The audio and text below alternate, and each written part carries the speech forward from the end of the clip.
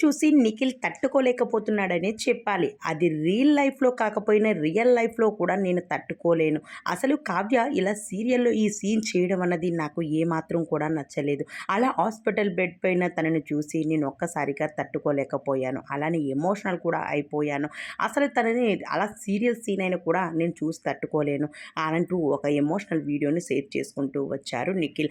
అయితే నిఖిల్ అలానే కావ్య ఇద్దరు కూడా చిన్ని సీరియల్‌లో చేస్తున్న సంగతి మనందరికీ తెలిసిందే. అయితే చిన్ని సీరియల్‌లో ఇప్పుడు కావ్యకి ఒక రోల్ అయితే ఇవ్వడం జరిగింది. అదేమిటి అంటే తను కొంచెం ప్రమాదానికి గురైనట్టు అలానే ఒక సీన్ అయితే చేయాల్సి వచ్చింది. ఆ ప్రమాదంలోనే తను హాస్పిటల్ బెడ్ పైన చేరినట్టు మరో కొన్ని సీన్‌లయితే క్రియేట్ చేయడం జరిగింది. అయితే ఈ సీన్‌లన్నిటిని చూసుకొని వస్తున్న నిఖిల్ ఒక్కసారిగా ఎమోషనల్ అయ్యాడని చెప్పాలి.